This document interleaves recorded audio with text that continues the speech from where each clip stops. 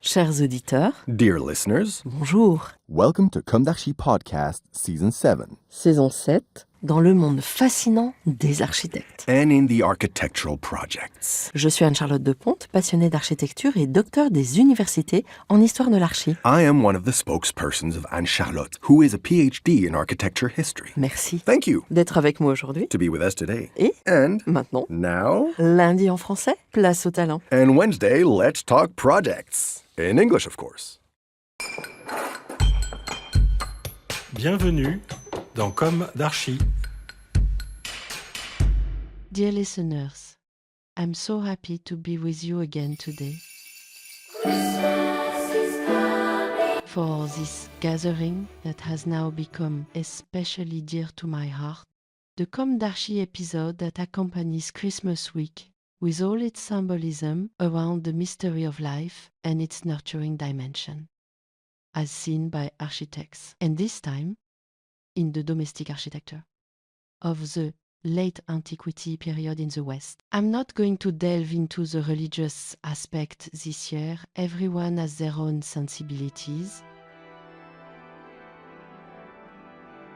One can lament just as much the dehumanization, the loss of humanity, and the materialistic pretension, even arrogance, the vanity of our times, as much as fearing the rise of an ultra-regressive dogma, bound to human otherness, and the violence that underpins it. Besides, women would have so much to lose. So let's try to ward off this all-out violence for a moment by returning to the ritual around the table. From the architect's perspective, and within architecture itself. By the way, I warmly thank those who took part in the exercise and shared their testimony with us. Here's a little taste with an exclusive testimonial.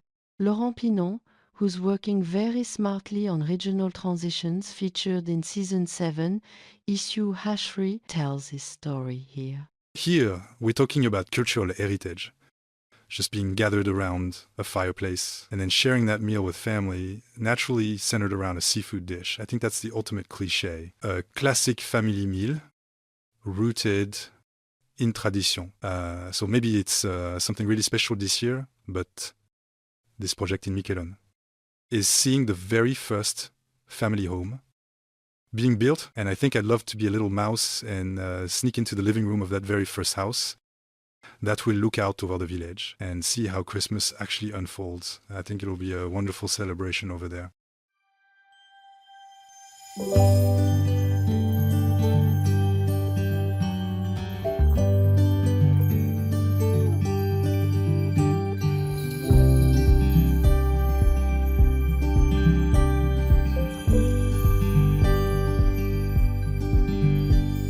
Snowflakes and streetlights and covered trees. Kids like this stuff when it's up to their knees. Time seems to freeze. The smell of what's cooking, a chill in the air. There's wood in the fireplace and music in the air. Find a care. Hello Toby Witte. Thank you for joining us today. May I ask, do you celebrate Christmas? If so, are there any culinary traditions or festive dishes that are especially meaningful to you during this time? Yes, we celebrate the holidays. We're not necessarily sort of what should I say, follow the Christian traditions, if you will. Yes. And then also having me bringing in sort of German culture and my wife, the American side. There, as the children grew up, we had to mix our traditions. So, for instance, on the night before the 6th of December, as it's tradition in Germany, you clean your shoes and put them up for St. Nicholas to come and put a bunch of nuts and tangerines in there and some chocolates. But so when I grew up, we would do a goose in the oven. And I remember that going to the farm and buying the goose and bringing it home. And at one point, my father insisted on getting one that was still put together because he wanted to take the feathers off and all the good stuff. So that was always a big deal. For us now, what has developed in our home is, so our middle daughter has been the great cook with us. She's off to college now, but we, for the past 10 years or so, we would make ravioli from scratch. And it would be a days-long affair just to prepare the dough and roll it out and fill it and then prepare sauce and cook it all. So it would be like a whole day kind of thing creating the dish, even though it's, kind of pedestrian, if you will. It was always a great affair. And I think that's what probably food means for us, is that coming together and preparing the meal and then enjoying the meal and having the time together. And of course, food just has the capacity to tap into your memories and shared stories.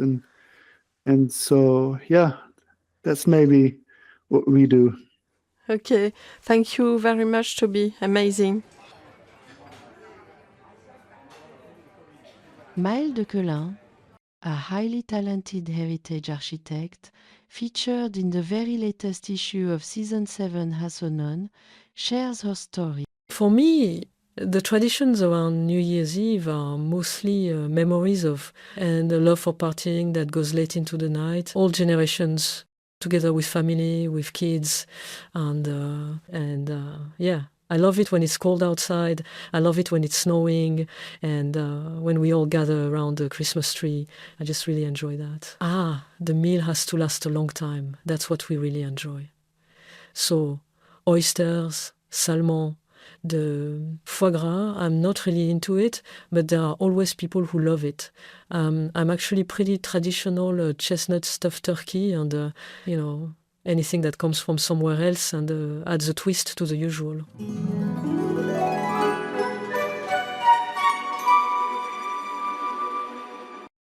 Dario Latrofa, an Italian working in Grasse in the south of France, whom we'll meet again in an upcoming issue. But I think I kind of feel like, like every Christmas season, I just want to be back with the family. That it's something I've let go of for years. I left home when I was 18, and I'm really happy with, the path I've taken. But I really had to give up the warmth of my family. And my little one, I still get to see her growing up, and that's something really personal. So yeah, when I come back, I'm full of enthusiasm, but at the same time, there are a lot of emotions, kind of contradictory, wanting to, but not wanting to. It's really tense every time. And I go through that every single year for, 25 years. I haven't really counted how many years I've been away from home, but it's still pretty amazing that every year I still go through the same conflict of emotions, and the table is the key to really getting all of that back. I'm including Fabienne Bull's voice in this issue Balance Oblige, the one you heard last year.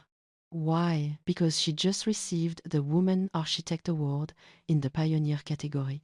Congratulations, Fabienne. Well, you more than deserve the top honor given your career, just saying. By recognizing the talent of their elders, young people can find their footing whether alongside them or in opposition, really.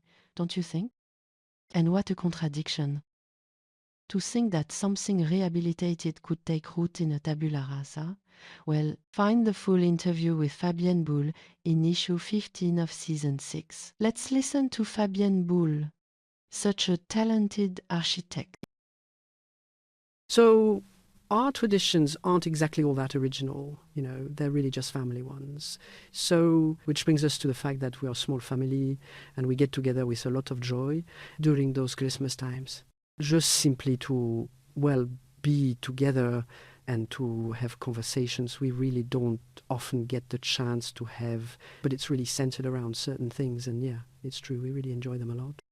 And then for me, it's always tied to childhood memories, Christmas, that birthdays were family moments, really essential for recharging and maybe rebalancing the whole set of relationships within the family. I'm telling you, there weren't many of us, so those were always moments we shared very deeply. Not really being part of the usual habit, still, that also connected with my work as an architect and this great sense of freedom. Every time, I'm always the first one to say, okay, let's change things up. Let's try doing it differently. And pretty often we end up having capon on Christmas Day because, well, in the family there are older folks, younger folks, so we do need to find some middle ground. But otherwise there are attempts to go for simpler things, you know. And it's true that we try to be more mindful now. Well, not just a bit. We really try to be mindful about not going overboard with the indulgence.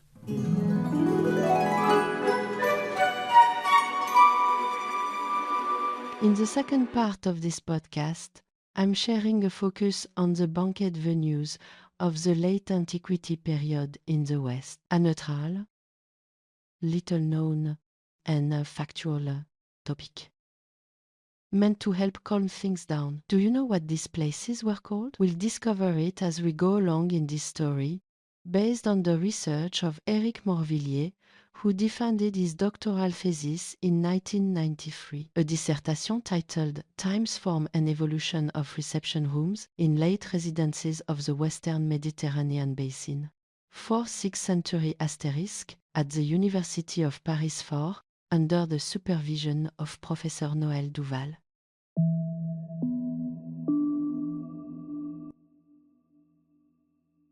Entering a grande résidence from the end of antiquity is never a trivial act. You don't step directly into the most important spaces. You move forward. You pass through. You're guided. And suddenly, you enter a room where everything tells you it's not meant for everyday life. The proportions change, and the floor draws your gaze. The space opens up without being completely circular, without being truly rectangular. Between the 4th and 5th centuries, in several regions of the Roman West North Africa, Gaul and Spain's certain elite residences incorporated this type of space. You can find them in both rural villa and urban house. Their number is limited, but they're consistently present in high-status context. These spaces aren't standardized. Some are vast, almost monumental. Others, more modest, stand out for their refinement.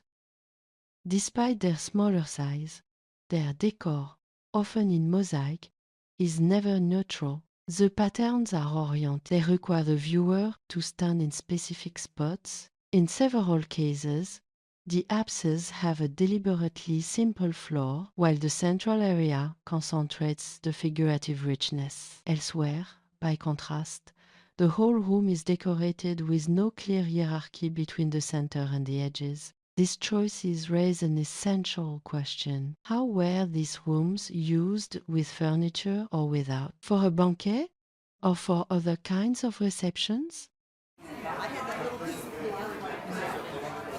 Everything suggests these weren't single-purpose spaces. Their architecture allows for multiple uses, sometimes successive, sometimes alternating.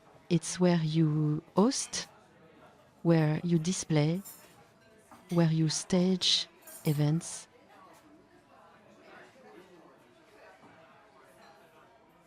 These rooms have a name.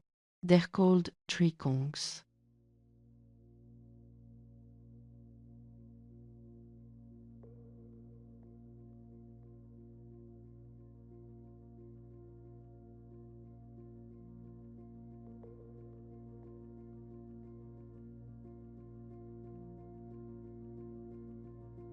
A triconche is defined by a quadrangular floor plan opening onto 3 semicircular apses. The fourth side is reserved for the entrance. This form appears in domestic architecture from the 4th century onward and develops in elite residences.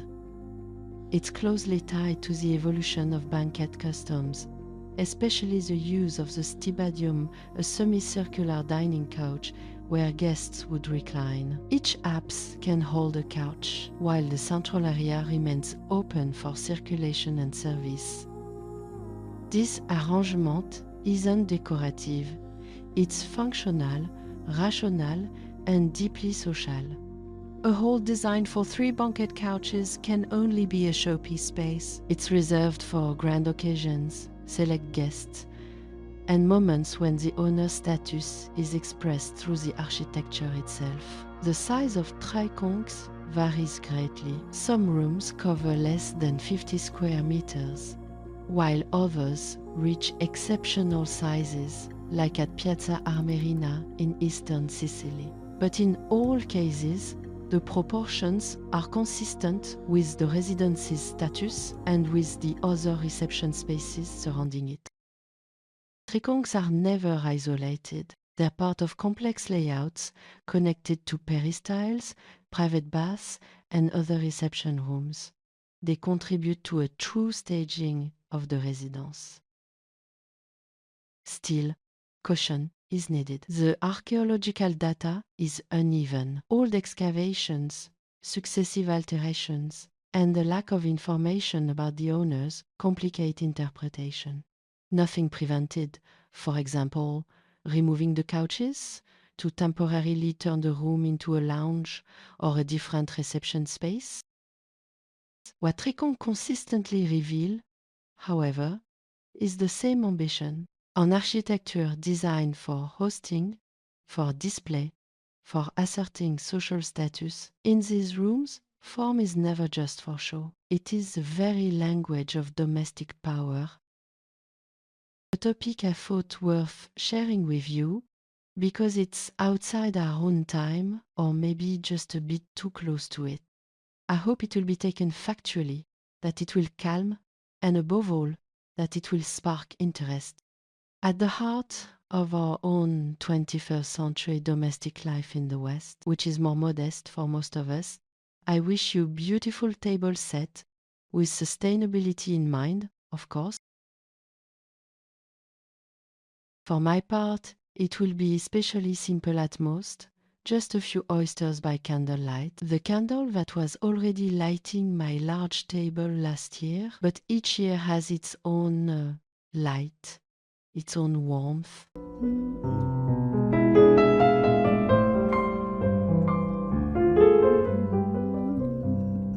We wish you a Merry Christmas. Wish you a Merry Christmas. We wish you a Merry Christmas and a Happy New Year. I wish you the essentials: heart, respect, and the beauty of the moment, peace, pay, hope. See you very soon for our first edition of 2026. And for 2026, plenty of nourishing interviews are already taking shape. Until then, take care of yourselves. Goodbye.